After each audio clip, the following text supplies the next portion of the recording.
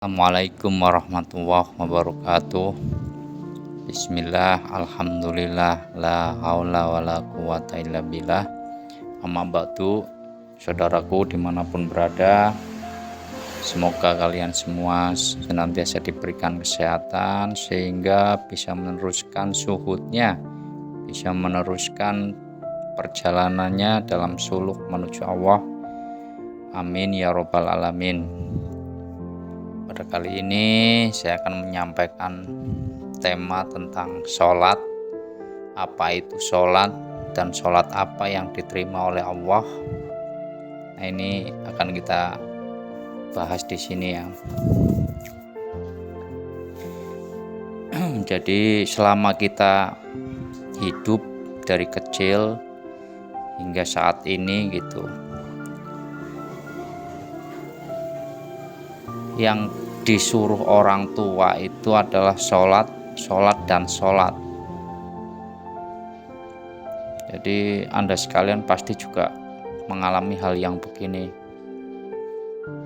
Sholat dulu sudah mau masuk waktunya. Beberapa jam kemudian juga demikian sama. Sholat dulu gitu. Udah masuk waktunya.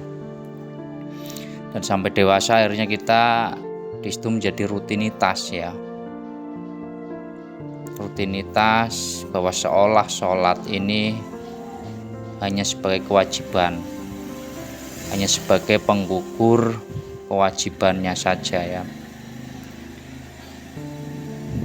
Nah, tanpa kita sadari, ketika kita tidak mau mencari ilmunya tentang bagaimana makna sholat yang sesungguhnya, ya kita akan berputar-putar pada area dunia saja, karena pemahaman yang kita dapat itu minim sekali, dan itu pemahaman pembelajaran di syariatnya saja ya. Jadi kenapa kok orang tua kita menyuruh sholat dan sholat gitu?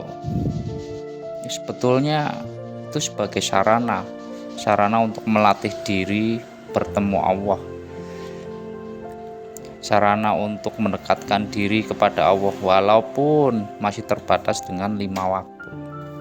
Tapi esensi di sini dia tidak mengetahui ya, karena mohon maaf orang tua kita sendiri juga belum mengetahuinya terkadang itu. Akhirnya baik anaknya ataupun orang tuanya di sini ya dia akan berputar pada kewajiban dan perintahnya saja. Nah, terus dari sisi hakikatnya bagaimana sholat itu? Jadi sholat di sini kan perjalanan ruhani ya. Perjalanan satu jiwa bertemu Tuhannya. Berarti bukan perjalanan jasad, bukan perjalanan fisik, bukan perjalanan kekosongan belaka gitu. Jadi perjalanan rohani, kenapa kok dikatakan sebagai perjalanan rohani gitu? Ya, secara ilmu memang mengatakan ya bagian diri manusia yang rohani inilah yang bisa bertemu Allah gitu.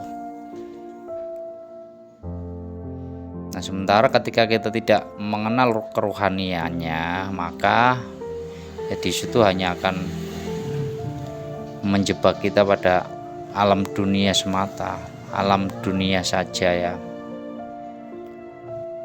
Lah, terus bagaimana sholat yang bisa diterima oleh Allah? Nah, dalam Al-Baqarah ayatnya 46 ya, di situ itu juga sudah dikatakan bahwasanya diminta untuk sabar dan selalu sholat ya. Sabar dan selalu sholat sebagai sarana latihan, sarana membentuk kejiwaan yang benar-benar matang, sehingga bisa benar-benar bertemu dengan Tuhannya. Ya. Nah, di situ juga dikatakan hanya mereka yang bertakwa yang bisa khusyuk menjalankan sholat gitu. Nah, karena dengan sabar dan sholat ini kita nanti akan digiring. Sabar ini apa gitu? Berarti sabar ini itu kita harus bisa meleburkan diri terlebih dahulu, memfanakan diri terlebih dahulu agar bisa menuju sholat kan gitu.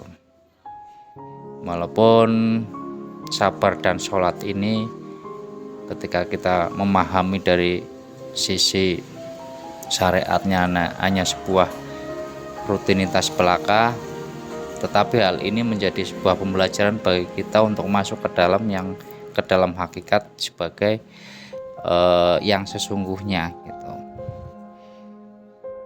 Nah, pada akhirnya ketika sabar ini dilakukan dan mengetahuinya ilmunya, mengetahui caranya, tekniknya bagaimana untuk bersabar, kita nanti akan bisa mencapai yang namanya sholat. Dan sholat pasti tercapailah yang namanya kekhusyuan ya. Nah, jadi untuk menuju proses sabar itu bukan sabar menerima secara jasadnya saja, tetapi di dalam hati dia masih merasa bahwa dia sendiri yang bersabar, maka ini tidak bisa dikatakan dengan sabar. Yang dinamakan sabar itu kita harus bisa melepaskan keakuan diri ya, harus bisa membuang ataupun menangkis syahwat-syahwat dunia, baik berupa materi, kedudukan, kehormatan, jabatan, dan sebagainya. Ini harus kita bisa tangkis, bisa disisihkan terlebih dahulu. Sisihkan di sini artinya tidak dibuang.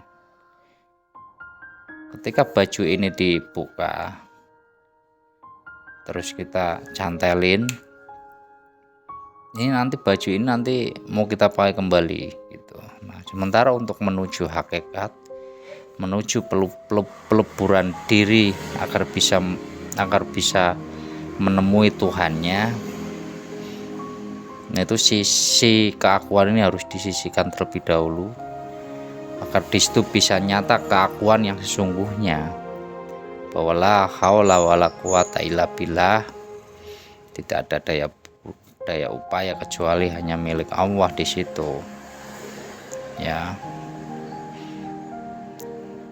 Nah, ketika udah bisa memaknai la haula wala quwata illa billah, dan situ hanya Allah yang mempunyai kekuatan, berarti kita makhluk harus mati.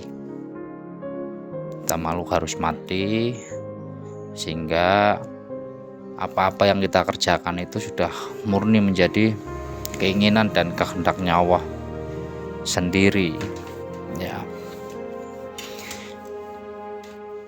Nah, melalui proses ini akhirnya dalam kita melaksanakan sholat itu sudah tidak melihat kewajiban dan tidak melihat hanya sebagai penggugur kewajibannya saja, melainkan memang sholat ini benar-benar menjadi sarana bertemu Tuhan. Karena sholat adalah mi'rajul mukminin, mi'raj berarti melihat berarti bertemu, dan di situ areanya dalam musyahadah. Artinya ketika sudah dalam musyahadah, di situ hanya Allah semata, makhluknya mati, makhluknya fana, sehingga di situ sudah kembali kepada keesaannya, fitrah manusianya sudah kembali semula. Nah, akhirnya pencapaian dalam sholat menjadi khusyuk, karena inilah kehusyuan yang sesungguhnya ya. Demikian saudara sedikit, semoga bisa menjadi penghantar dan semoga bisa difahamkan. Terima kasih dan mohon maaf. Assalamualaikum warahmatullahi wabarakatuh.